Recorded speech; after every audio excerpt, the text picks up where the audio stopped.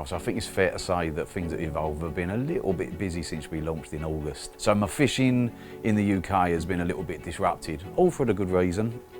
So what I tend to do, and I've been for some years now, is I tend to get my thrill out of fishing by going abroad a lot. Now, I had to turn down a couple of trips this year, again, because we were so busy, but September, spoke to my good friend Ben Flaming, who owns Gills Scales fisheries in Holland and Belgium, and he said, James, do you want to come out to Forest Valley?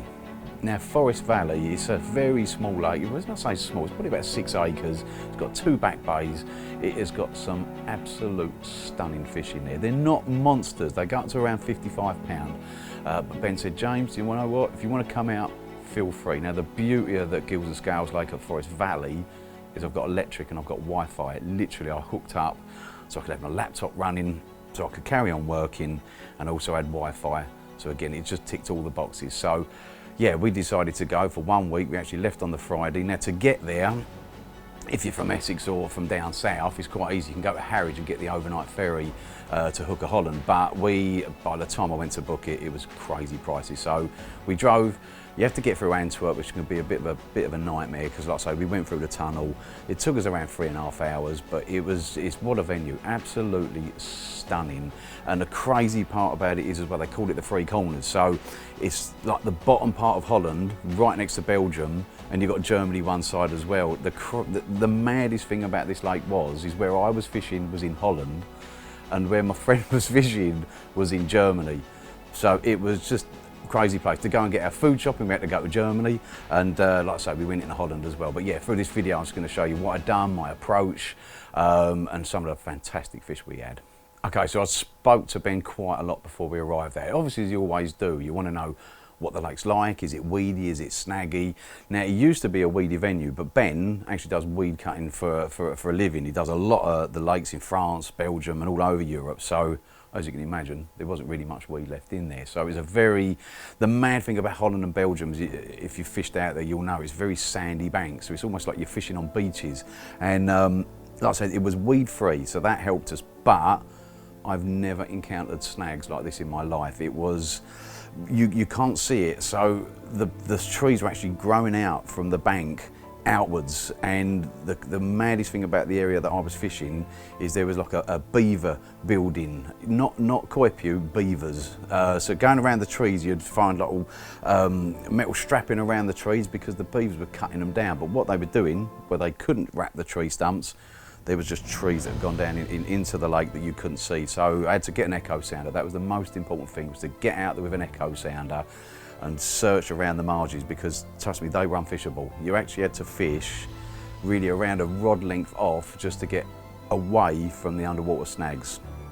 So baiting approach, obviously we don't know the venue, so I didn't go too heavy to start with. I took me Blake's baits, a nut mix, that worked really well for me out there. And really it was just a case of where I was fishing was just peppering a bait, peppering the margins with bait all along, and just in time just slowly starting to pick them up. So setup, sounds a bit brutal this, but I had to use over 1 metre of a leader system, because when the fish picked you up, they were straight into the snags. So obviously you wanted something quite abrasive resistant to not get cut off, and that included obviously quite a strong hook link material, a coated hook link material.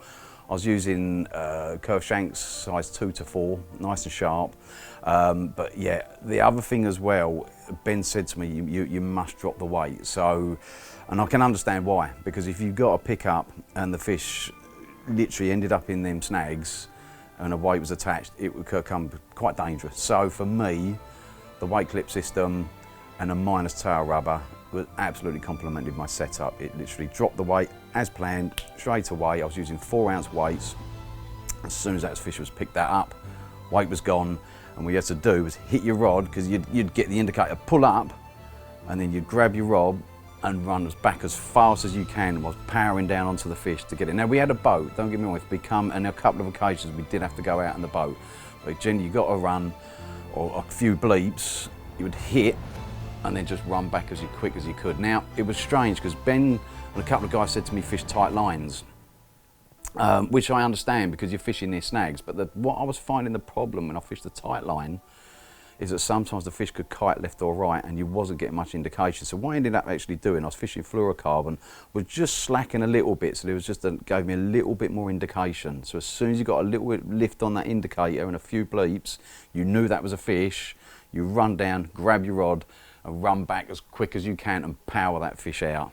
And like I say, alternatively, if you did manage to get in there, on a couple of occasions it did, only twice actually, straight out in the boat, and you have to try and get above them, get your rod tip down and pull these fish away from the snags.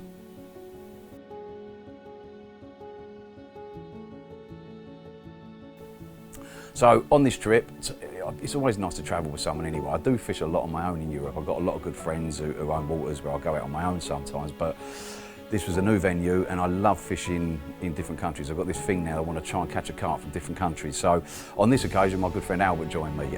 One, it makes it cheaper on the fares and things like that. But yeah, so we travelled out on the Friday. Ben was good enough to let us know that people weren't on the water the week before, so we could arrive a little earlier.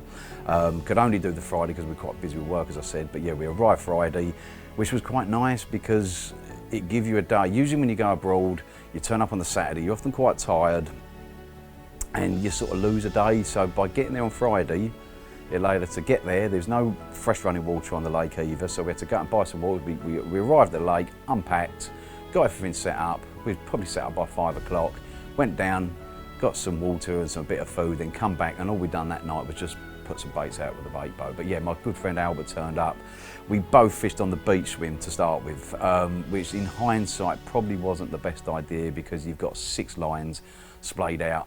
And like I say, I picked up a fish from the back bay on the first day. I think it was on the first day. So that was our first Dutch carp, which was great. But really by the second day, we was like, this isn't working with 2 of us being in a beach swim, spraying our lines out across the water. So after that, my friend Albert moved round to there's only 4 swims or 3 swims on the lake. Albert moved round to the 3rd swim on what we call the spit. And yeah, he fished from there and picked up a lot more fish from there forward. For the first night or 2, it was great because we sat and had some barbecues, and the weather when we arrived was nearly 30 degrees. It was amazing.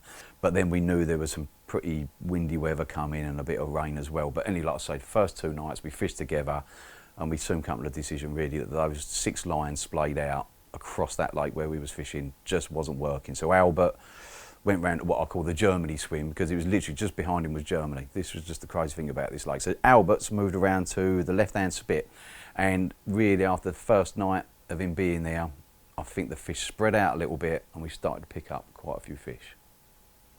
So to start with, we'd had quite a few fish. I mean, we actually walked away with over 30 fish out of that trip, which was fantastic. Now, like I said, he's got some stock fish in there, but they're really good looking carps. We'd had a lot of 20s, a couple of doubles, don't get me wrong, but you know, every lake needs these smaller fish as well, but we knew there were some big ones. We heard them crashing. So I think the smaller fish had got on first, but I think it was by the 3rd or 4th morning, I got a take. Now, we'll generally know when you get a big fish take. Most of them were just, the indicator was like I say, where I was fishing tight to some of these snags, was going out and it was just quite active. This one just slowly crept up and just stayed there. We all know that big fish bite. And I went down here, it was just getting light as well.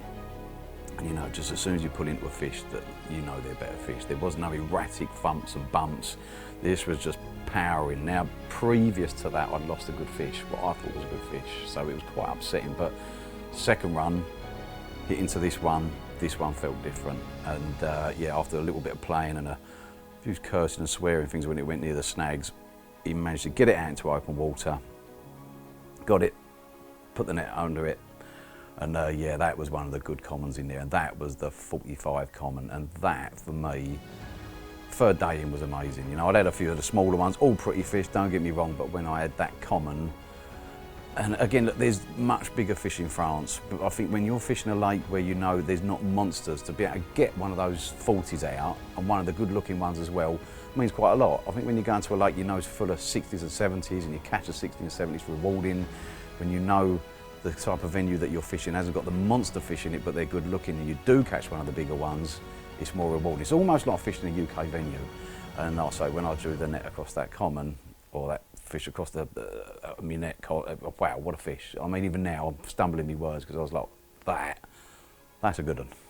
But moving forward, I'll say this trip was in September. Coming forward in November, I've got a trip to Marpesh. Now, Marpesh is a lake I've always wanted to fish. Like I said, I had to scrap a couple of trips this year because we were so busy, but now things are quietening down a little bit. We say quietening down, but it's still quite crazy for us. But I've got Marpesh coming up, so hopefully I'll take a camera along, try and get a bit of footage of that. It's not the easiest lake, and if you catch one, I think you've done well. So yeah, I'll keep you posted and hopefully hold up a big fish for you from Marpesh.